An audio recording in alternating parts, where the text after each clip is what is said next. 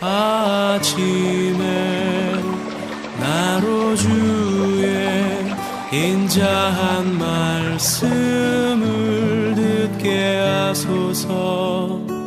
내가 성도 여러분 안녕하세요. 수요일입니다.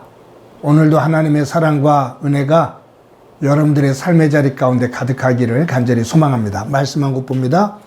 다니엘서 11장 15절부터 19절까지의 말씀을 제가 봉독해 드립니다. 이에 북방 왕은 와서 토성을 쌓고 견고한 성읍을 점령할 것이요 남방 군대는 그를 당할 수 없으며 또 그가 택한 군대라도 그를 당할 힘이 없을 것이므로 오직 와서 치는 자가 자기 마음대로 행하리니 그를 당할 사람이 없겠고 그는 영화로운 땅에 설 것이요 그의 손에는 멸망이 있으리라. 그가 결심하고 전국의 힘을 다하여 이르렀다가 그와 화친할 것이요 또 여자의 딸을 그에게 주어 그의 나라를 망하게 하려 할 것이나 이루지 못하리니 그에게 무익하리라. 그 후에 그가 그의 얼굴을 바닷가로 돌려 많이 점령할 것이나 한 장군이 나타나 그의 정복을 그치게 하고 그 수치를 그에게로 돌릴 것이므로 그가 드디어 그 얼굴을 돌려 자기 땅 산성들로 향할 것이나 거쳐 넘어지고 다시는 보이지 아니하리라. 아멘. 톨스토이의 그 단편 소설 가운데 이런 이야기가 나오지요. 어느 한 나라의 왕이 죽을 병에 걸렸습니다. 그래서 이 왕이 너무 고통스러워하면서 신하들에게 또 모든 백성들에게 자기를 이 병에서 살릴 수 있는 약이나 처방을 가져와서 자기를 살리면 나라의 절반을 주겠다고 약속을 해요. 근데 신하들고 또 백성들도 다 백방으로 노력을 했지만 왕을 치료할 수 있는 어떤 약도 처방도 구하는 사람이 없었습니다. 그때 너무 힘들어하는 이 왕에게 한 지혜자가 와서 하는 얘기가, 왕이여, 만약 당신이 당신 나라에서 백성들 가운데 나는 정말로 행복합니다 라고 말하는 사람을 찾고 그 사람이 입은 속옷을 당신이 입으면 당신이 건강을 되찾을 수가 있을 겁니다 라고 이야기를 해요. 그때 왕이 그 이야기를 듣고 신하들에게 내 나라 안에 있는 백성들 가운데 나는 정말로 행복합니다 라고 말하는 사람을 찾아서 그의 속옷을 가져오라고 명령을 합니다. 신하들이 흩어져서 그러한 사람을 찾아요. 부자에게도 가보고 권력을 가지고 있는 사람에게도 가보고 사람들이 부러워하는 지식을 가지고 있는 사람에게도 가보고 자녀들이 성공했다라고 말하는 사람들도 다 찾아서 한 사람 한 사람을 만나는데 어느 누구도 나는 정말로 행복합니다 라고 말하는 사람이 없어요. 삶의 자리는 전부 다 조금씩의 고통과 아픔을 다 가지고 있는 거예요. 근데 이 왕자가 신하들과 함께 길을 가다가 어느 조그만 초가집을 지나는데 거기에서 찬송 소리가 울려 퍼져요. 그리고 기도하는 소리가 나오는데 하나님 정말로 감사합니다. 오늘도 하루 이렇게 살 수 있는 거 감사하고 오늘도 이렇게 저녁을 나눈 다음에 잠자리에 들 수 있게 해주신 거 감사합니다. 정말로 나는 행복한 사람입니다 라고 하는 기도 소리가 들리는 거예요. 그래서 왕자가 신하들과 함께 그 집으로 들어갑니다. 그러면서 보니까 거기에 한 노인이 가족들과 함께 있는 거예요. 그래서 당신 정말로 행복하냐고, 불행한 거 없냐고.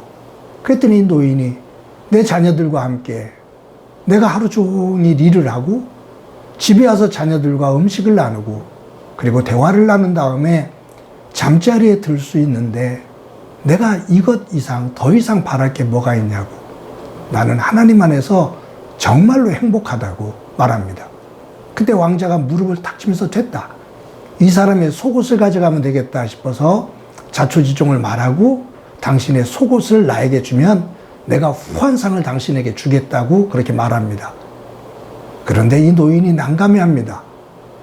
그러면서 하는 얘기가, 죄송합니다만 나는 너무 가난해서 입고 있는 속옷이 없습니다. 라고 말합니다. 여러분, 이 이야기를 통해서 톨스토이가 하는 얘기는 뭐냐면, 이 세상에 누구도 100% 만족하는 사람, 모든 것을 다 가지고 있는 사람은 없다, 그 말이에요. 제가 왜 오늘 이 본문을 읽고 이런 말을 하냐 하면, 오늘 여기에 북방왕이 나오거든요. 북방왕, 남방왕. 이게 이제 역사를 공부해야 되니까 골치 아파요. 골치 아픈 얘기를 해도 여러분들이 잘 알지 못하는 이야기를 하기가 사실은 제가 싫은 면도 있어요. 그런데 이 북방왕, 남방왕, 이것은 잠깐이라도 얘기를 해보면, 알렉산더 대왕이 죽잖아요. 33살인가 2살인가 하여튼 죽어요. 전쟁터에서 화살 맞고 그것에 이제 병이 도져가고서 죽게 되는데, 이 알렉산더 대왕이 죽으면서 후계자를 선정을 하지 않았어요. 가장 힘 있는 사람이 내 뒤를 이어라. 그랬을 때 7 장군이 서로 다툽니다. 그러다 서로 죽이고서 4 장군이 남아요. 그래서 4명의 장군이 나라를 4등분하거든요.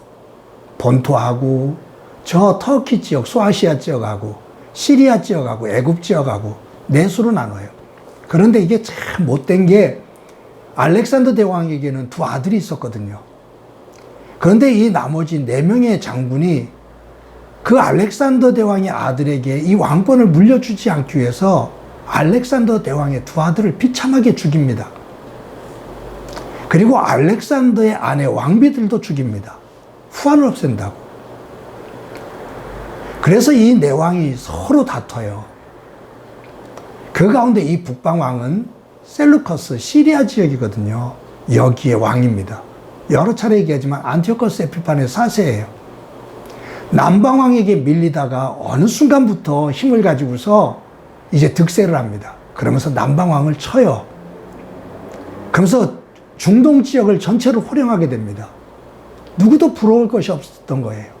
그런데요, 나중에 남방왕을 치러 애굽으로 내려가다가 로마 군대를 만나서 로마 군대에게 무너지고 맙니다.